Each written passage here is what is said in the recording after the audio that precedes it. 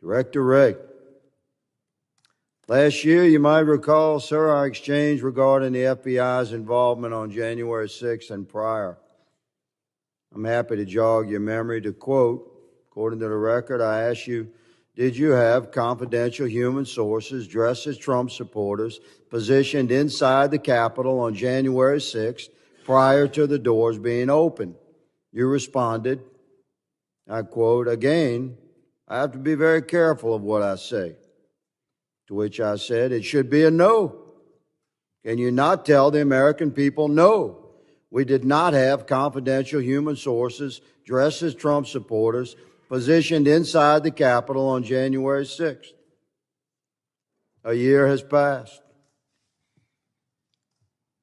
We sit here again a year later, we the people still do not have a definitive answer from you or anyone else in the Biden administration regarding the FBI presence and participation in the months leading up to the November election and in the weeks and days prior to January 6th and on January 6th here in D.C.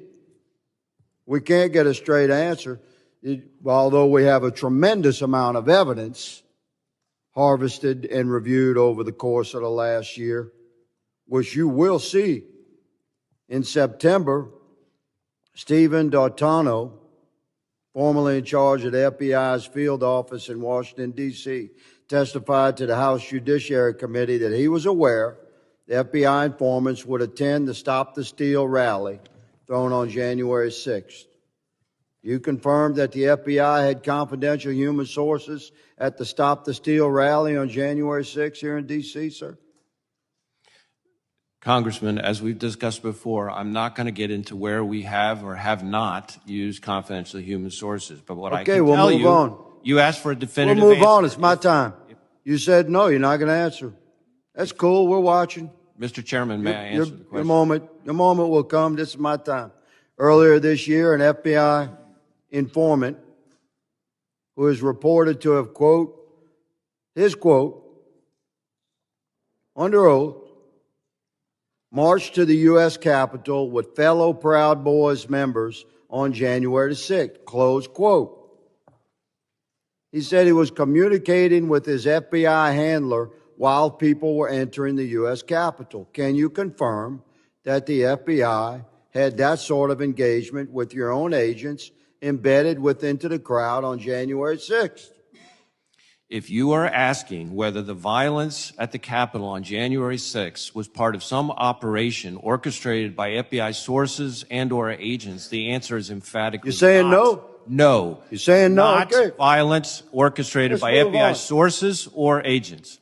Are you familiar with you know what a ghost vehicle is? Director of the FBI certainly should. You know what a ghost bus is? A ghost bus? Ghost bus. I'm not sure I've used that term before. Okay. Well, it's pretty common in law enforcement. It's a vehicle that's used for secret purposes. It's painted over.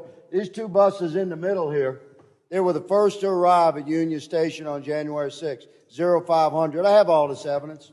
I'm showing you a tip of this iceberg. Mr. Chairman. These two buses are painted completely white. Point of order.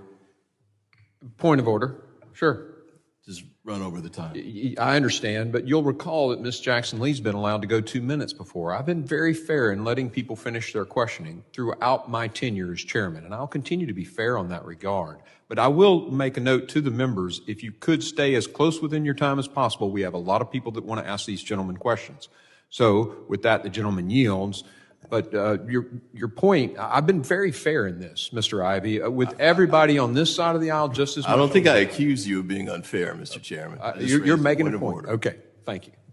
I now recognize Mr. May I Gray. close this statement, Mr. No, Chairman? I think your time is expired, Mr. I note that other members across the aisle have been granted time, and I object to my question being closed. This is a very significant hearing, Mr. Chairman, and these buses are nefarious in nature and were filled with FBI informants dressed as Trump supporters deployed onto our Capitol on January 6th. Your day is coming, Mr. Ray. Mr. Higgins. I now recognize